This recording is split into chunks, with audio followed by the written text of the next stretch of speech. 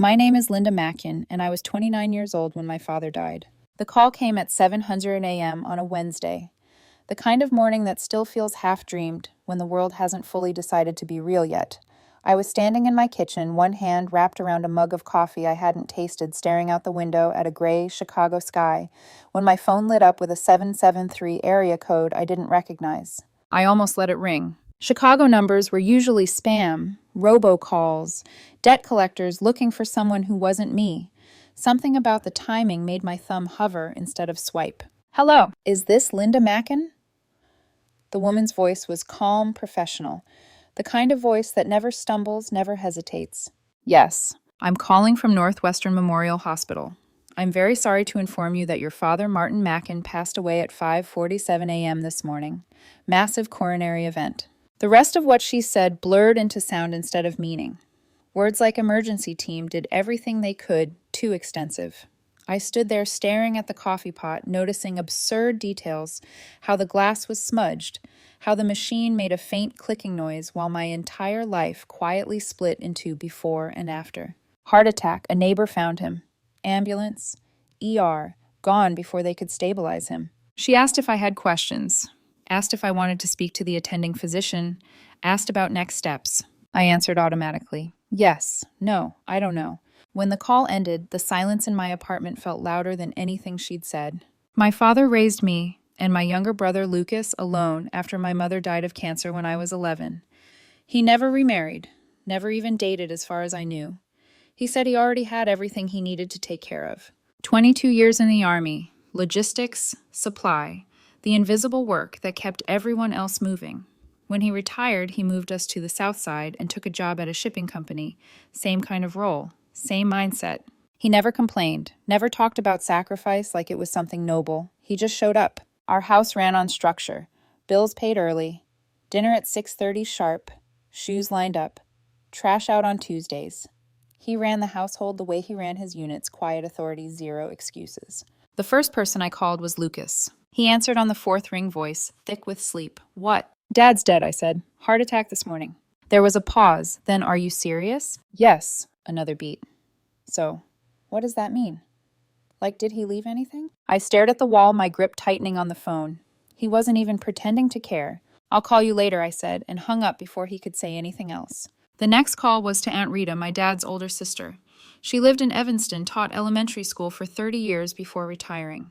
When I told her she went quiet for so long, I thought the call had dropped. He never told me his heart was acting up, she finally said. He wouldn't, I replied. You know that. We talked about the service, the paperwork. She promised to help with arrangements and said she'd call Uncle Pete. When I hung up, the weight of everything settled fully into my chest. The funeral would be this weekend. That meant I needed at least 3 days off work, possibly more. I didn't go back to bed. I grabbed my keys and drove straight to the office. And that's where everything truly began. The office sat in the West Loop, all glass and steel. The kind of building designed to look impressive from a distance and feel cold up close. I parked, sat in my car for a moment with the engine still running, and stared at my reflection in the rearview mirror. My eyes looked normal. Too normal. Like nothing had just collapsed inside me. I worked for North Point, a data infrastructure firm that liked to call itself lean and agile words that usually meant overworked people and no safety nets. I'd been there 4 years. Started as a junior analyst, clawed my way up to senior by doing the things no one else wanted, cleaning up undocumented systems, writing processes that should have existed long before I arrived, fixing disasters at midnight while everyone else slept. I walked past the front desk through the open floor plan, humming with quiet keyboard clicks, and straight toward Miranda's office. Miranda was the vice president of operations, my direct boss, the kind of woman who sent Slack messages at midnight and acted offended if you didn't respond before sunrise. Her door was cracked. She sat behind her glass desk, typing furiously. I knocked. Got a minute, I asked. She didn't smile. Make it quick. I have a call in 8 minutes. I stepped inside but didn't sit. My father died this morning. Heart attack. I need 3 days off for the funeral and to handle his estate. She leaned back in her chair, folded her arms. When were you thinking? Leave Friday morning. Back Monday. She didn't answer right away, just watched me like she was calculating something. You can have one day, she said finally. Saturday. Or attend virtually. I blinked. Once. Twice. I need time to go through his house, I said. Paperwork, lawyer. He raised me alone since I was 11. This isn't, one day she repeated. We're in the middle of the Meridian rollout. Everyone's expected to be here. No exceptions. That word sat between us like a weapon. No exceptions, I echoed. My father is dead. Her expression didn't change. Then you'll need to decide what's more important. We all make sacrifices. That's part of being on a team. I stared at her, waiting for something, regret, empathy, anything. It didn't come. She turned back to her monitor and started typing again. Fine, I said quietly. One day. Submit the request in the system before you leave, she replied without looking up. I walked out of her office feeling like my chest was shrinking. Down the hallway. Past coworkers who smiled and asked about deadlines. Into the elevator. Down to the parking lot. I sat in my car for 20 minutes, staring at the company logo mounted above the entrance. At the people inside who would run you into the ground and call it culture. By the time I drove home, the numbness was gone. In its place was clarity. I didn't eat that night. I sat at my desk, laptop open, logged into the company system the same way I had 1,000 times before, late nights, weekends, holidays, whenever something broke and no one else knew how to fix it. This time I wasn't fixing anything. I opened my private directories. Not client data, not proprietary code, just my work. The documentation I'd written on my own time because nobody else bothered. Runbooks explaining systems no one else understood. API maps, created after the last engineer quit without leaving notes. Automated scripts that saved hours every week. I thought about my father teaching me to fix engines in the garage when I was 15. If you build something worth keeping, he'd said, make sure nobody can take it from you without asking. By 3:30 a.m., everything was gone. I left behind a single text file in each directory. Documentation removed by original author. No recovery possible. Then I wrote my resignation email. Effective immediately. I hit send. And for the first time since the call that morning, I breathed. I didn't turn my phone back on right away. I slid it into the top drawer of my desk like it was something fragile, something that could still hurt me if I wasn't careful. I packed a small bag instead. Clothes for a few days. My laptop. And from the back of my closet, I pulled out my father's old Army field jacket, the one he'd given me last Christmas, like it was no big deal. The fabric still smelled faintly of oil and dust. In the pocket, I found the challenge coin he'd carried since his deployment to Kuwait in '91. He'd once told me it meant you never leave your people behind. I locked my apartment and drove. The highway was nearly empty that early, the city still half asleep. 40 minutes later, I turned onto the quiet South Side street where my father had lived for nearly 2 decades. A small brick house, 3 bedrooms, a garage he loved more than any living room. The same place he bought after retiring from the Army. That's when I saw it. A beat-up Honda already parked in the driveway. My stomach dropped. I parked on the street instead and walked up to the front door. It was unlocked. Of course it was. My father never locked it during the day. Said if someone wanted in badly enough, a lock wouldn't stop them. I pushed the door open. Lucas was in the living room, hunched over my father's desk drawers, pulled out papers scattered. He looked up when he heard me. What are you doing? I asked. He didn't even look guilty. Same thing you're about to do. Looking for the will. He's been dead 8 hours, I said. Lucas shrugged. Yeah, and we need to know what we're dealing with. This house alone is worth a few $100,000, plus whatever he had in the bank. I stepped inside and closed the door behind me. Get out. I have just as much right to be here as you do. No, I said, my voice steady in a way that surprised even me. You don't. You didn't call him for 6 months. You didn't help him when his back went out last year. You only showed up when you needed money. He stood jaw tight. Don't act like you're better than me just because Dad liked you more. I walked past him to the desk, started opening drawers.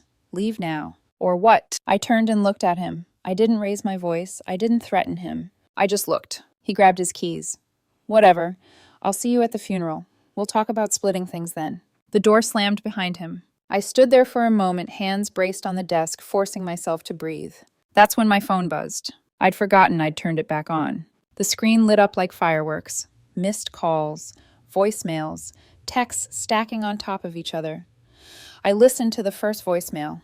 Dean, Miranda's boss. Hey, Linda, we noticed some critical files are missing. Can you give us a call when you get this? The second was Miranda, her voice tight, panicked. We're escalating this with IT. If this was accidental, we need clarification immediately. By the third voicemail, Dean's tone had sharpened. This isn't how professionals handle resignations. We need those files restored. I slid the phone back into my pocket. My father's desk was exactly how he'd left it. Files neatly labeled, bills sorted by month. In the top drawer sat a 3-ring binder marked Important Documents in his blocky handwriting. Inside was everything: the will, the deed, insurance policies, bank statements, and at the back, a handwritten clause dated 3 months earlier. Lucas's share was conditional. 6 consecutive months of employment at the time of death. If not met, the entire estate passed to me. Clipped behind it was a memo from my father's lawyer documenting the discussion.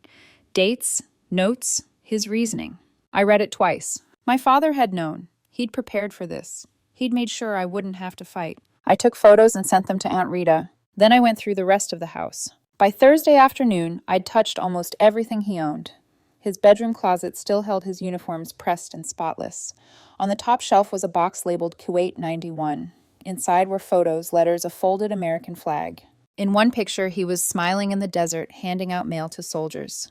The same smile he wore when he taught me to change my oil. My phone buzzed again. I turned it off. That night, Aunt Rita came by with a casserole from a neighbor. We sat at the kitchen table, the house quiet around us.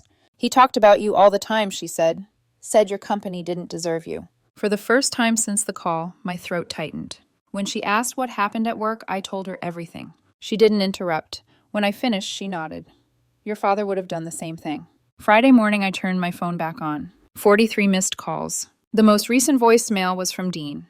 Meridian can't complete the rollout. Reports are failing. We need your help. I stared at the phone, then opened my laptop. Subject consulting services available. I set my rate, and I hit send. Then I went back to my father's garage and started packing his tools. The garage smelled like oil metal and sawdust the same way it always had. My father's sanctuary. A long workbench ran along the back wall, tools hanging on pegboards in perfect outlines like they'd been photographed and traced. Every drawer labeled. Every box sorted by size and purpose. He ran his garage the same way he ran everything else. If something belonged somewhere, it stayed there. I was halfway through boxing up smaller tools when my phone buzzed. Wire transfer received. I stared at the notification for a long moment. They'd paid. No arguments, no negotiations. Just panic converted directly into money. I sent the contract, scheduled the first call for Monday morning. 2 hours. Nothing more, nothing less. Then I put the phone face down and went back to work. Under the workbench, I found a small wooden box with a simple brass latch. Inside were baseball cards, hundreds of them, bundled with rubber bands by year. He'd collected them since he was a kid. Beneath the cards sat an envelope with my name written across the front in his careful handwriting. I opened it. The letter was dated 2 weeks earlier. If you're reading this, something happened. My chest tightened as I read. He wrote about chest pains he hadn't told anyone about how proud he was of me, about Lucas, how he loved him but couldn't save him from himself. I changed the will 3 months ago. You'll understand why. Don't feel guilty. By the time I reached the end, I was sitting on the garage floor, letter shaking in my hands. I cried then, quietly, the kind of crying that comes from holding everything in too long. When I stood up, I felt steadier. Saturday came cold and gray. Chicago in February. Wind that cut straight through bone. The funeral was at St. Barnabas, the same church where we'd buried my mother. I arrived early to help Aunt Rita set up the photo boards, my father in uniform, my parents on their wedding day, me and Lucas as kids, sitting on the hood of his truck. He carried this one in his wallet, Rita said, pointing to a photo of him holding me as a baby. Showed it to anyone who asked about his kids. People started arriving around 1:30. Old army buddies, neighbors, men and women who shook my hand and told me stories I'd never heard, how my father pulled someone out of a burning truck in Kuwait, how he worked double shifts so someone else could care for a sick spouse. Lucas showed up at 1:45. Wrinkled shirt, jeans. He stood in the back, arms crossed, saying nothing. The service started at 2. When it was my turn to speak, I stood and looked out at the crowd. My voice cracked when I talked about the garage, about how he made me do all the work while he watched. How when I finally fixed my first car, he just nodded and said, "Good work." After the burial, when everyone else had left, Lucas approached me at the grave. "We need to talk about the house," he said. "Not now. When then, I need to know what I'm getting." I turned to him. "You're getting nothing." His face drained of color. "What?" "Dad changed the will. Your share was conditional. You weren't employed. It's all mine." "That's illegal." "It isn't. Talk to Rita's lawyer." He stepped closer, voice rising. "You can't just—" "Go," I said quietly. For a moment, I thought he might swing at me. Instead, he turned and walked away, cursing under his breath. That night back at the house, my phone exploded again. Miranda, Dean, someone from legal, even the CEO. I ignored them all. Monday morning, I logged into the consulting call from my father's kitchen table. Every member of North Point's leadership team was on screen. I sipped my coffee and said, "So, let's get started." The moment I shared my screen, the energy on the call shifted. No one spoke for a few seconds. Miranda leaned forward, lips pressed tight. Dean avoided my eyes entirely. The CEO, Chuck, cleared his throat like he was about to say something rehearsed. First, Chuck said, "We want to express our condolences for your loss. We should have handled this better." I nodded once. "Didn't say thank you." Dean jumped in. "We're in a critical situation with Meridian. The rollout is stuck. Dashboards are failing. They're threatening to pull the contract." "That sounds serious," I said evenly. Miranda folded her hands. "We need your help to get this across the finish line." "That's why you paid," I replied. "So let's start." I pulled up the first document, one they'd never bothered to open when I'd sent it months ago. A workflow diagram marked with red flags and comments. "This process here," I said, pointing to a node on the screen, "is misconfigured. I flagged this in November. Sent screenshots. Nobody fixed it. Now it's cascading into 5 client accounts." Dean frowned. "Can we skip the history and focus on solutions?" I looked directly at him. "No, you're paying for my time. You're going to understand why this broke so you don't do it again." He went quiet. For 2 hours, I walked them through every shortcut, every ignored warning, every corner they'd cut to save time and money. No dramatics, no insults, just facts. By the end, they looked like people defusing a bomb they'd accidentally built. At exactly 2 hours, I stopped. "That's time," I said. Chuck leaned closer to his camera. "We're going to need more sessions." "Send payment," I replied. "I'll send the invite." Miranda tried one last angle. "Is there any chance you'd consider coming back, even temporarily?" "No." "What would it take?" I didn't hesitate. "Nothing you can offer." The call ended in silence. Over the next few days, I did 4 more sessions. Same structure, same boundaries. Each call, their posture changed. Less arrogance, more desperation. Dean stopped posturing. Miranda stopped interrupting. Chuck stopped pretending this was about collaboration instead of survival. On the last call, Chuck made his pitch. Director of Infrastructure, full autonomy, team of 4, 60% salary increase, stock options, bonuses tied to retention. I stared at my father's photo on the wall. "You're not offering this because I earned it," I said. "You're offering it because you're panicking."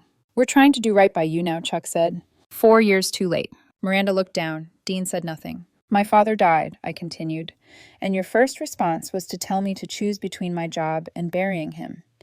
You didn't ask if I was okay. You didn't treat me like a human being." No one interrupted. "I had to walk away for you to see my value," I said. "And I'm not interested in working for people who only respect me once everything breaks."